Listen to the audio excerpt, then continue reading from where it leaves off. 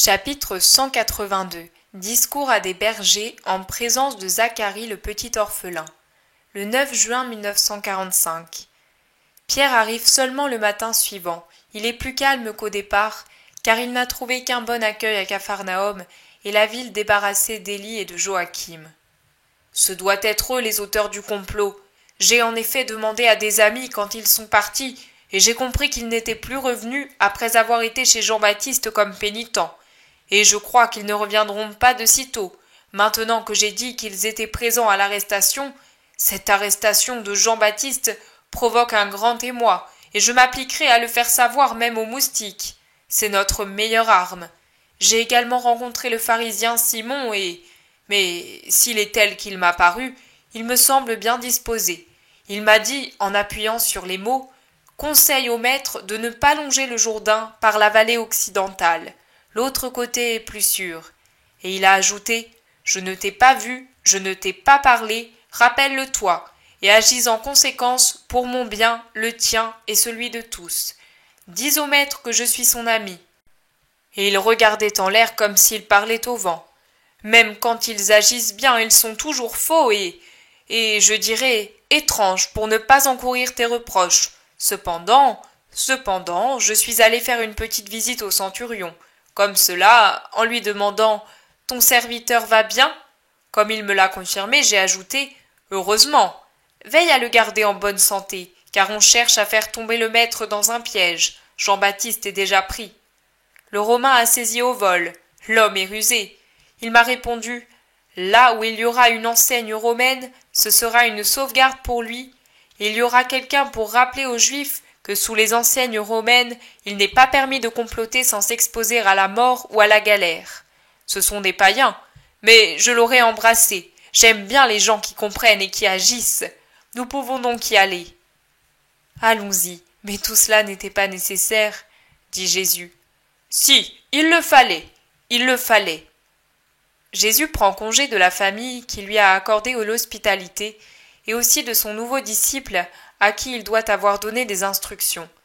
Ils sont de nouveau seuls, le maître avec ses apôtres, et ils marchent dans la fraîche campagne sur une route que Jésus a prise à l'étonnement de Pierre qui voulait en prendre une autre.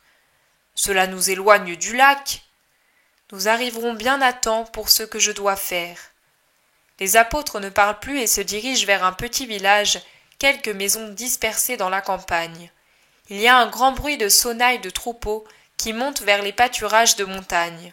Quand Jésus s'arrête pour laisser passer les animaux, les bergers se regroupent en se le désignant les uns aux autres. Ils se consultent, mais n'osent faire plus. C'est Jésus qui rompt indécision et incertitude en traversant le troupeau, qui s'est arrêté pour brouter l'herbe bien drue. Il va tout droit caresser un jeune berger qui se trouve au milieu de la masse laineuse et bêlante des brebis. Il lui demande « Elles sont à toi ?» Jésus sait bien qu'elles ne sont pas à l'enfant, mais il veut le faire parler.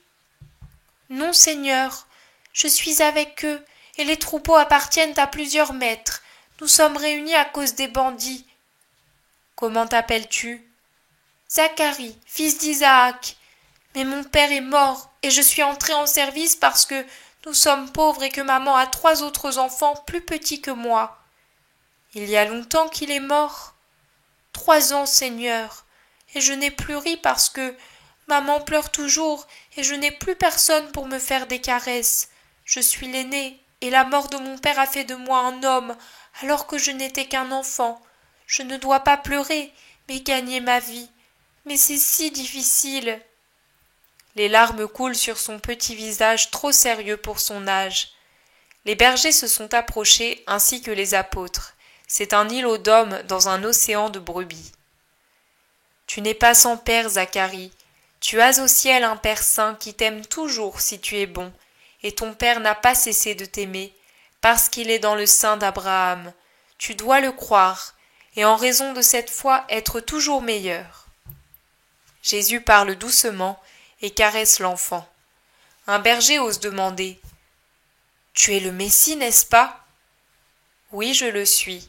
Comment me connais-tu ?»« Je sais que tu vas et viens en Palestine, et je sais que tu parles saintement.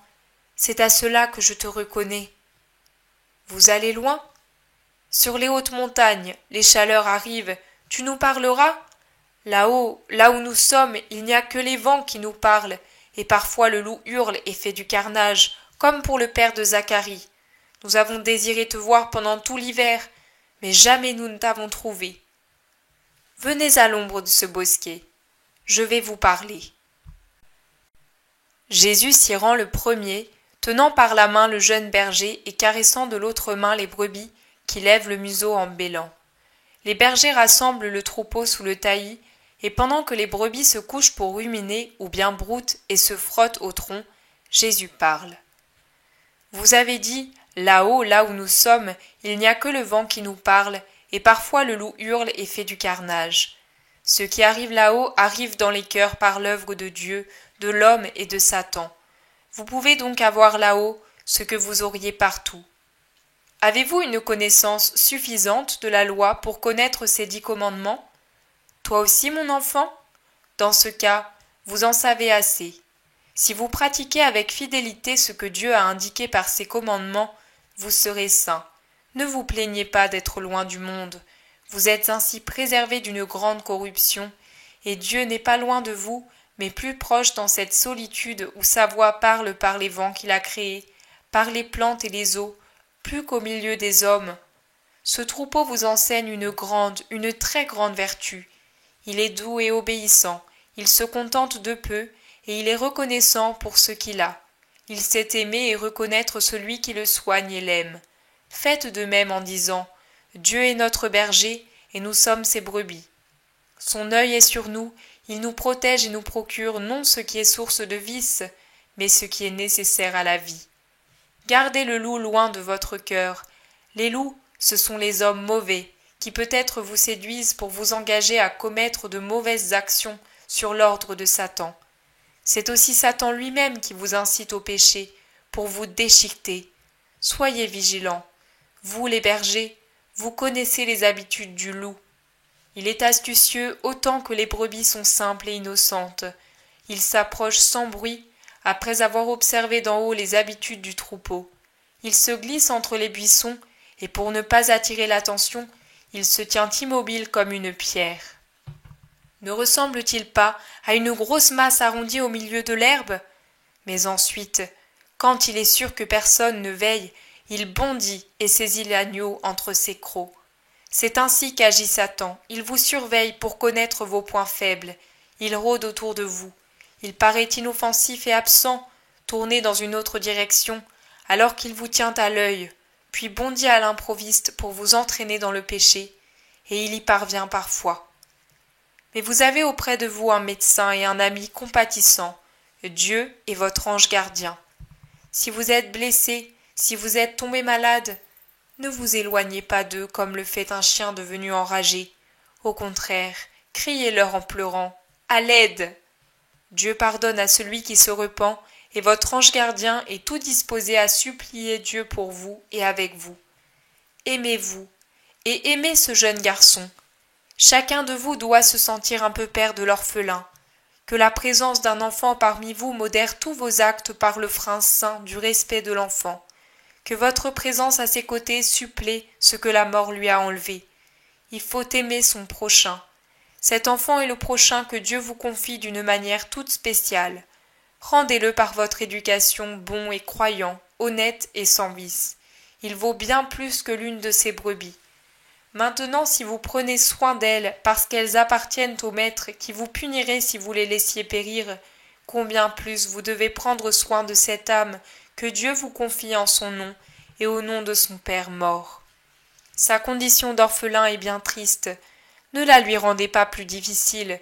Ne profitez pas de sa jeunesse pour le maltraiter. Pensez que Dieu voit les actes et les larmes de chacun et qu'il tient compte de tout pour récompenser comme pour punir. Quant à toi, mon enfant, rappelle-toi que tu n'es jamais seul. Dieu te voit et l'âme de ton Père également. Quand quelque chose te trouble et te porte au mal, dis « Non, je ne veux pas être orphelin pour l'éternité. » Tu le serais si tu damnais ton cœur par le péché. Soyez bons, je vous bénis pour que tout le bien soit en vous. Si nous avions suivi la même route, je vous aurais encore parlé longuement, mais le soleil se lève et vous devez partir tout comme moi.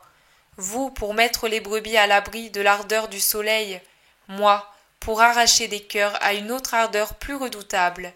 Priez, pour qu'ils reconnaissent en moi le berger. Adieu, Zacharie, sois bon. Paix à vous. Jésus embrasse le jeune berger, il le bénit, et pendant que le troupeau s'éloigne lentement, il le suit du regard, puis reprend sa route. Tu as dit que nous allons arracher des cœurs à une autre ardeur? Où allons-nous? Demande Judas.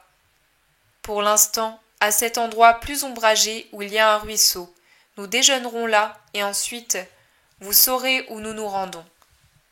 Jésus dit, vous insérerez ici le second moment de la guérison de Marie de Magdala que tu as vu l'an dernier, le 12 août 1944, sous le titre « Pierre, ne l'insulte pas, prie pour les pécheurs ».